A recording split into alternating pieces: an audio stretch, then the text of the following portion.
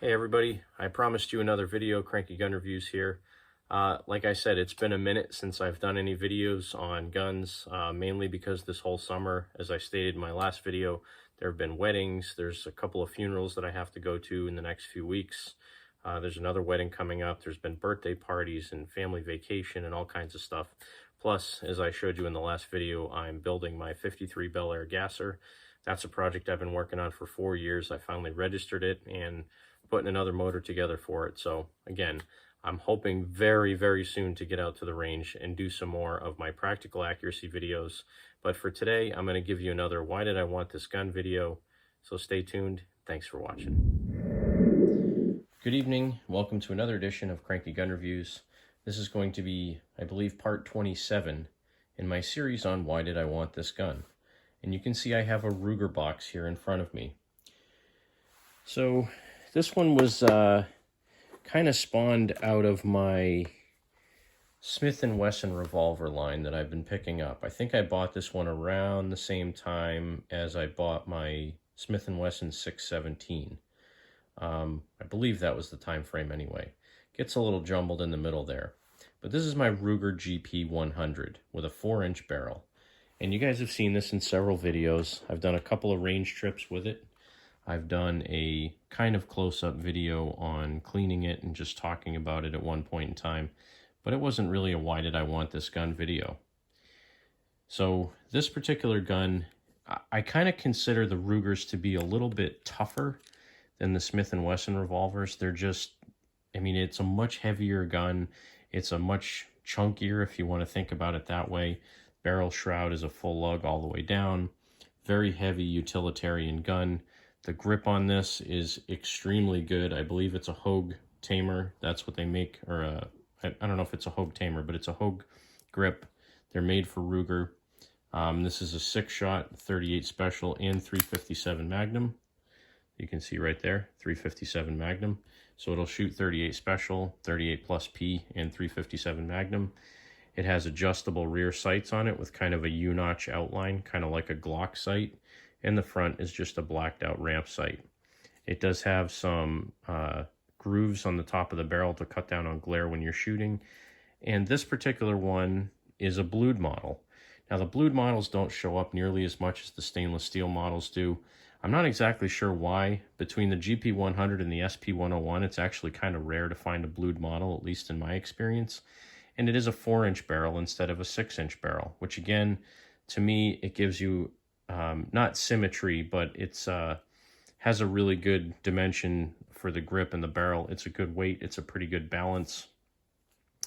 And this one, the action on it is actually, it has kind of a stacking effect when you're shooting it. So again, just to show, it is empty, no rounds in the chamber. But this one kind of has a stacking effect. So when you're shooting it, you pull the trigger back.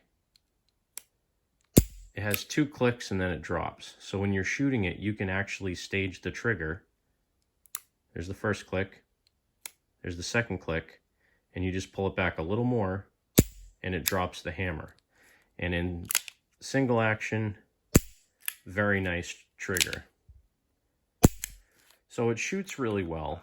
But why did I really want this gun? Again, going back to my Smith & Wessons, I have the model 15 Smith & Wesson in 4-inch. I had the military and police 38, which I just picked up recently. When I bought this gun, it was just kind of morbid curiosity. I wanted to see how a Ruger 6-shot 357 Magnum or 38 Special compared to a Smith & Wesson 4-inch barrel with a 38 Special. So when I bought this, I took this out alongside of my Smith & Wesson Model 15 and shot both of them, and I'm not any more accurate with one or the other. I will say, again, the trigger on this, because it has that stacking, it's not nearly as smooth as a Smith & Wesson trigger is, but it's very predictable. So if you shoot this once or twice and you know where those 2 clicks are when you're shooting, you can stage the trigger very easily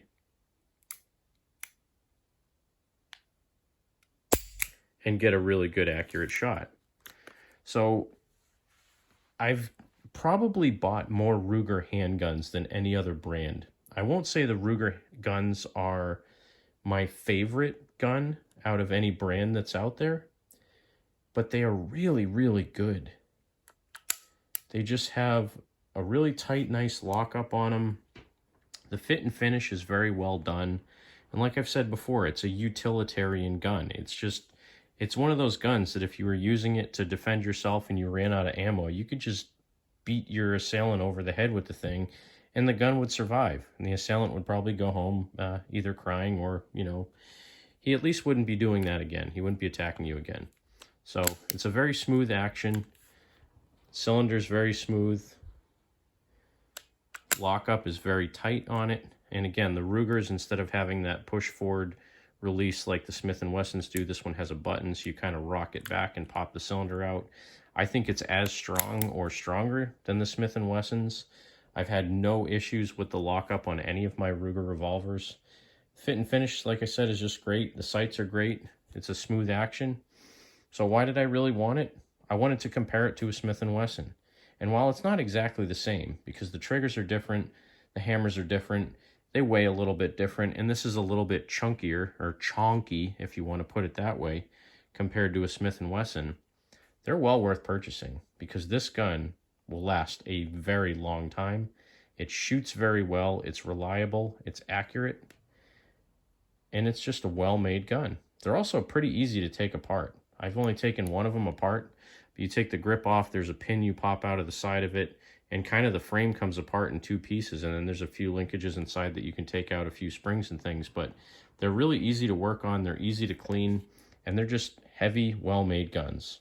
So that's it for this edition of Cranky Gun Reviews, and this edition of Why Did I Want This Gun? Again, the gun we're talking about is a Ruger GP100 with a 4-inch barrel and 357 Magnum. Thanks for watching. Have a great night. God bless America. Make sure you get out there and support your 2A rights. Have a great night.